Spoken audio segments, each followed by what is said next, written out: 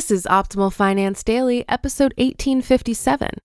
Do these things now to make your taxes easier next year, by Dawn Starks of SimpleMoneyPro.com.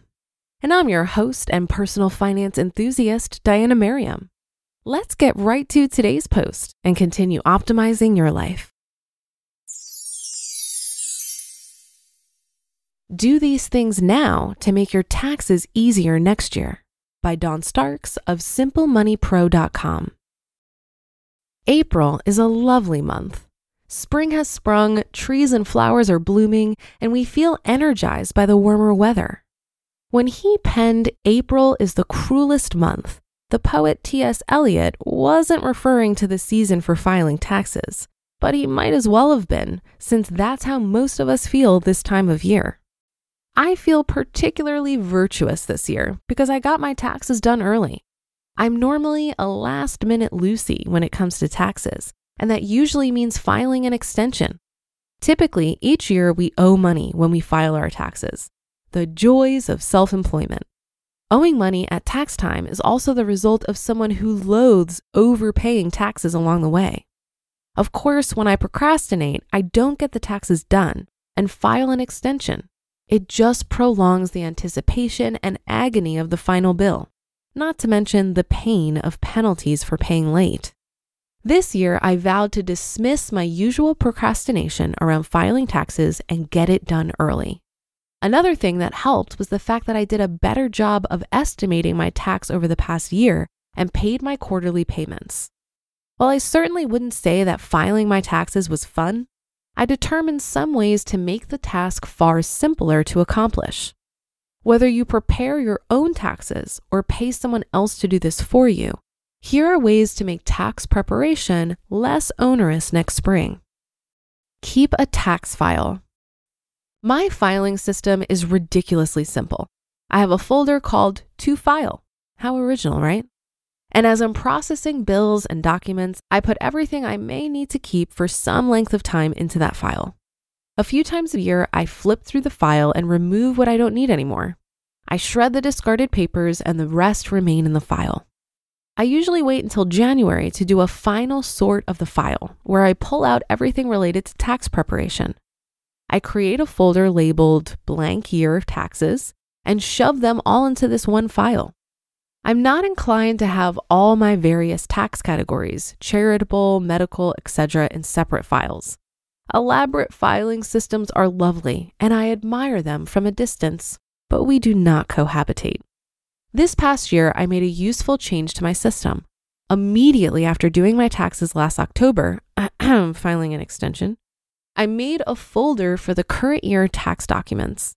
When I did my regular purging of the To File folder, I moved tax-related items to the tax folder. This kept the To File folder leaner all year and made sorting each quarter slightly less painful. Keep a list of charitable donations. If part of your financial life includes charitable donations, keep a running list of your contributions as the year goes along.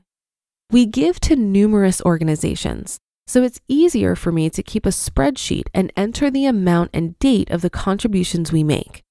Not only does this help with my organization when I'm ready to file my taxes, it also prevents me from forgetting to make a contribution to a cherished organization. When tax time rolls around, I compare the list to the acknowledgement letters to verify proof of all the donations. While this may sound like more work, it saves time in the long run once you establish the routine. A simple handwritten list is also sufficient. Check in on your withholding. If you owed a substantial amount at tax time, consider adjusting your withholding if you're an employee. If you're self-employed, increase your quarterly estimated payments, which will ease the pain next year when it's time for tax preparation.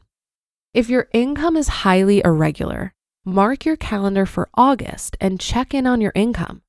Compare the year-to-date income to the prior year and determine if you have paid in the same amount of taxes as the previous year. Checking in August gives you the opportunity to make 2 more quarterly payments for September and January before tax time rolls around again. Evaluate your deductions. Could you have better organized your deductions last year? Could you improve how you track mileage, charitable deductions, and other expenses? Consider where there's room for improvement and create a better system to keep track of your deductions. Spending a bit of time now will save you time and money next year when it's tax season. Gamify your taxes. Sounds silly, right? I dread doing our taxes because I know it requires an entire day. That makes me cranky just thinking about it. This year, I decided I was going to take the bull by the horns. My goal was to have all my tax preparation done in less than 6 hours. Honestly, I wasn't sure how long taxes had taken me in the past, largely because I've always tended to drag the exercise out all day, giving myself, out of self-pity, lots of little breaks. But this year was to be different. Focused attention and rapid but accurate completion were my goals. I admit I'm pretty much a sucker for a challenge, even if it's self-imposed. The start time was notated, and I set to work getting this year's tax software loaded into my computer. I worked steadily with minimal breaks, and I got the whole project done in 5 hours. It took another 30 minutes or so the next day to review it, print it, and get the check written. The last part might have been even more expedited, but the sobbing slowed me down a bit. Maybe your tax season isn't as painful as mine, but if it is, and you spend a bit of time now, you can make next year's tax preparation more efficient. Try to gamify it, and it might even be fun. Right. You just listened to the post titled, "Do These Things Now to Make Your Taxes Easier Next Year" by Dawn Starks of SimpleMoneyPro.com. This is the 3rd year that I've worked with a CPA on my taxes, and I have to say, it's actually become an enjoyable process for me. Not only does he help me with the filing of my taxes, but he's instrumental in my overall tax planning and strategy. So for example, near the end of last year, we took an hour to go through my self-employed income, business expenses, and other deductions, and we estimated how much I'll owe when my tax return is filed. This helped me with my final estimated payment for the year, and it also helped me make some decisions on tax-advantaged investing. We talk so much on this show about optimizing expenses and income, but sometimes keeping more of the money you have through optimizing taxes can be a huge win. If you've been listening to this show for a while, you know that I don't use a financial advisor or planner. I choose to manage my own investments and do my own financial planning. So why don't I manage my taxes the same way? I certainly used to when I only had W-2 income. But as my situation became more complex due to owning more assets and starting my business, it was clear that I could benefit from a CPA. When it comes to investing and financial planning, I keep it simple so it's easy to manage myself. But taxes can be complicated and the laws are constantly changing. Plus, financial advisors, especially ones that charge a percentage of assets under management, end up being really expensive and can eat away at your wealth. But my CPA, he charges me $150 per hour for 2 planning meetings a year and $400 to do my taxes. We're talking about a $700 yearly expense, which has resulted in many thousands of dollars of savings due to minimizing my tax burden. And that doesn't even consider how much time he saved me or the value of peace of mind. My CPA is worth every freaking penny, and I stand by that.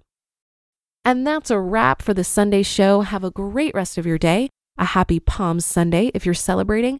And I'll be back tomorrow for Minimalist Monday, where your optimal life awaits.